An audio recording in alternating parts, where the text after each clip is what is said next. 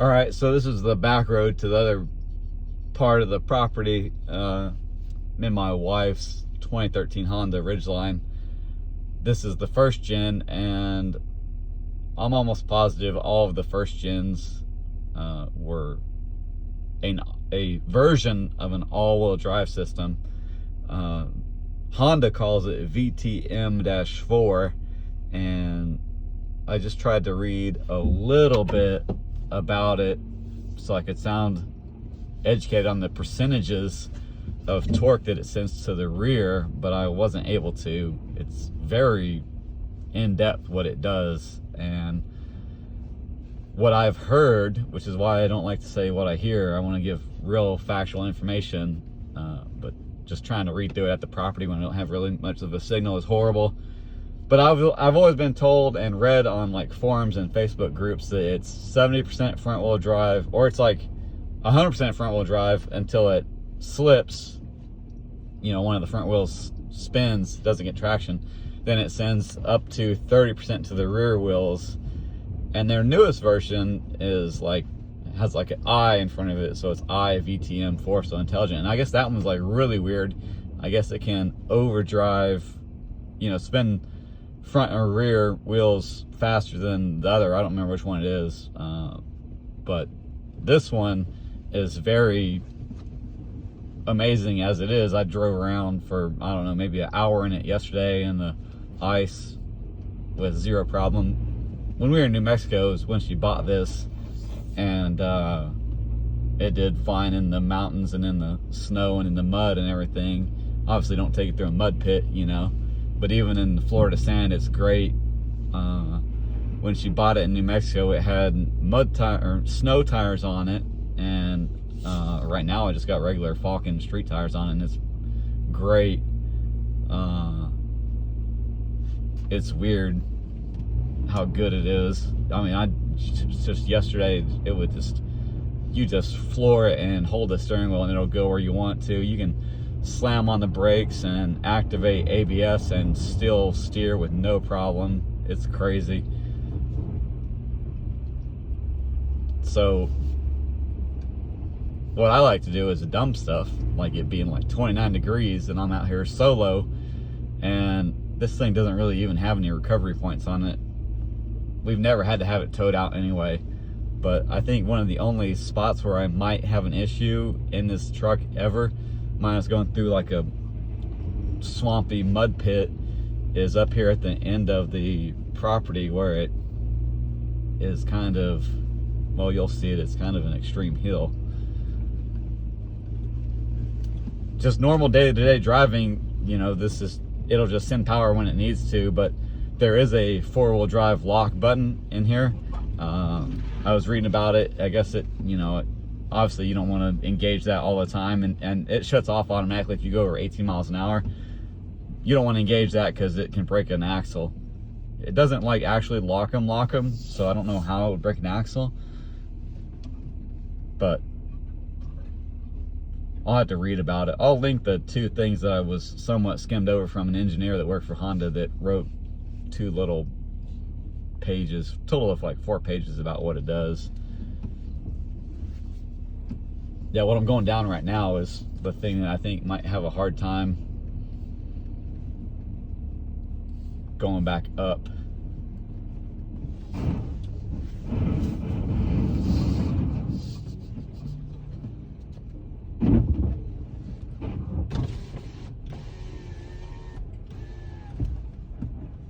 Obviously we're into backup.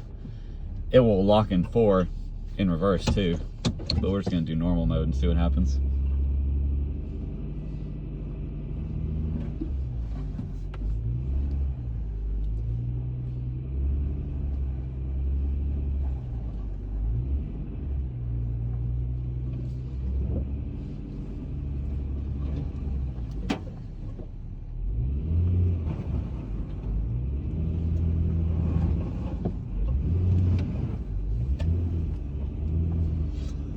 No problems, and I don't think it's even slipping at all.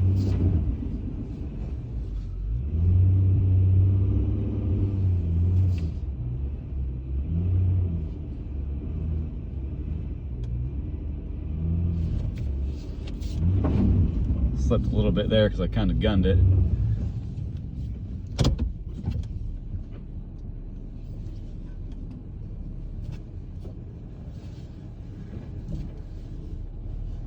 Yeah, right here was where I figured it might have a little bit of a problem.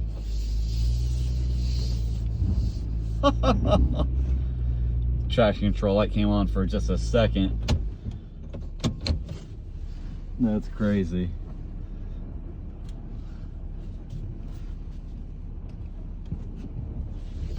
So even on like the little warning that's on the sun visor says don't engage it. Don't engage the lock on like pavement, only in like areas where it'll be mud. So what you do is you have to put it in, I want to say you have to put it in like D2. And then there's a 4-wheel drive lock button. I hit it and the light comes on. We're gonna go all the way to D1. And now let's drive.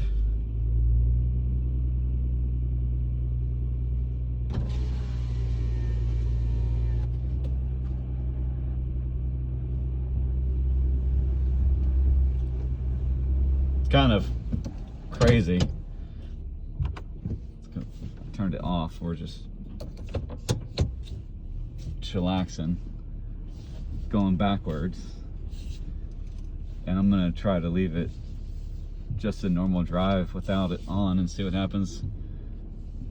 See if it compared at all.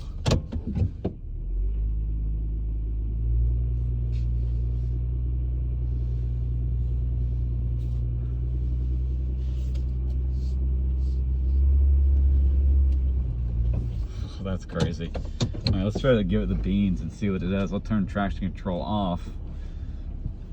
There's a little button you can turn it off also.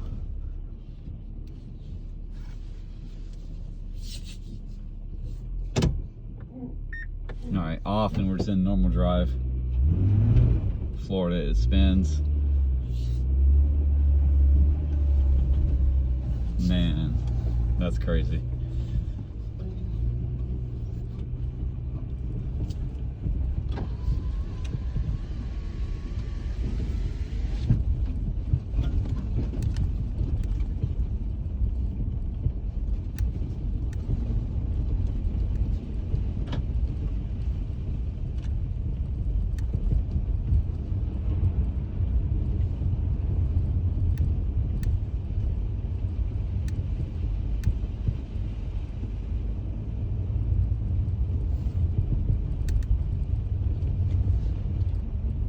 Alright, turn traction control back on.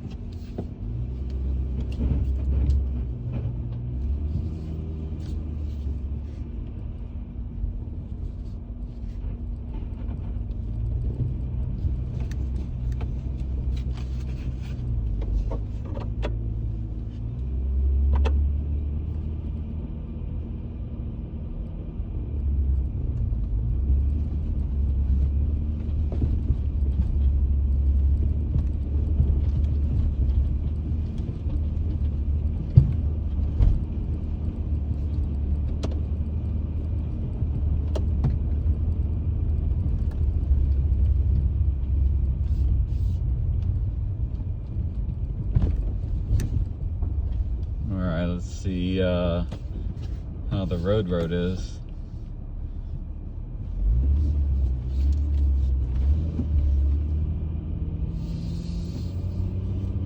There's only a few spots up here.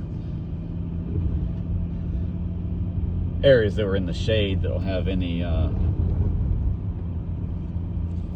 snow or ice on them at all.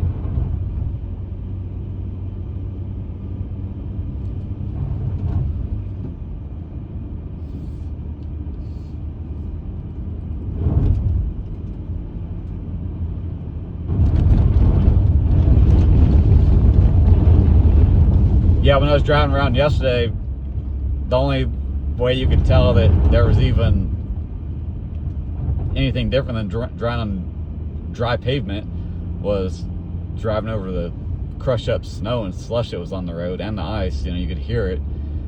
It makes it bumpy, but other than that, it's just insane.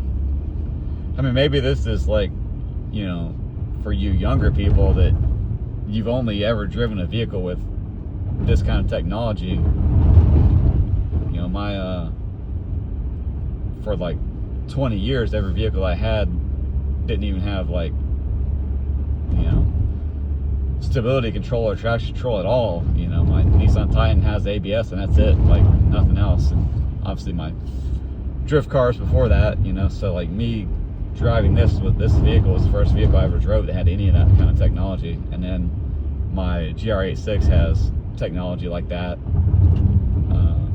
It's only rear wheel drive though, so didn't really bring it out and have fun in it. I wanted to, but made the decision to just have fun in the Nissan Titan, just because the GR86 only made, of that version, the Trento edition, they only made 860 of them, so I kind of don't want to like wreck it. Not that I think I'll wreck it, but I think that somebody will wreck into me because people don't know how to drive in dry, sunny weather here in Florida. So mix in a little bit of snow and ice and slush, it's horrible. They're just all on their phone even when it's crazy like this.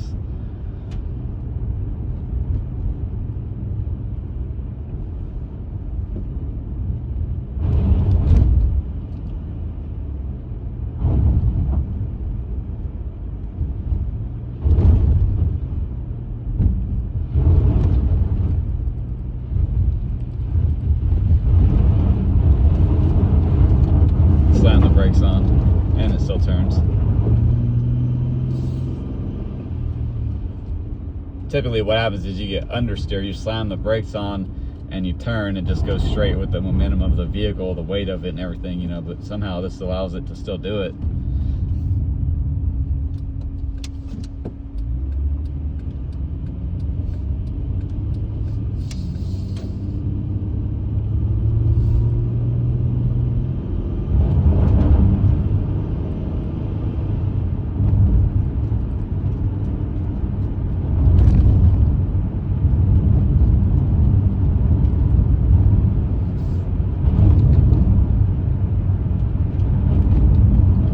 I think driving on stuff like this is easy. The hard part is if you go to slow down or to accelerate on ice like this. I think it's very hard to do. I know from experience in the Titan, I would get stuck on just even a flat surface with trying to drive that thing on ice. Not stuck where I had to like have somebody come get me out, but stuck where I'd have to, you know, either air down or just basically do a burnout till it would get me to go a little bit. Nah, I was gonna take advantage of that and slam the brakes on and see what happens.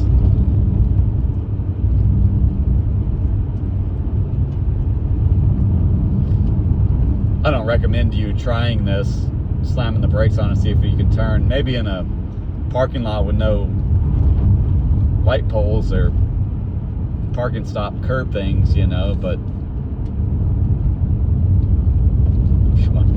my wife was like, what are you gonna say if the cop pulls you over when we were out doing donuts in the Titan last night? I was like, I don't know, you know, be like, officer, I'm a Florida boy, I'm out here trying to learn how to drive in the snow, so I figured this parking lot would be the safest area so I don't slam into, you know, your wife and kids while they're driving down the road, you know. I don't know, if I lived in another state and I had to teach like Natalie how to drive in the snow, but I don't know where I would do it.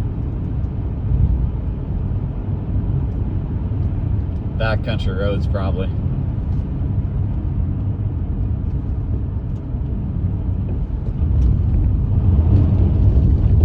Alright, here we go, watch this. Brakes and still can turn.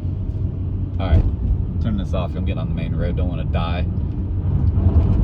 Here we go, one more time. Brake and turn. Still does it. That's awesome.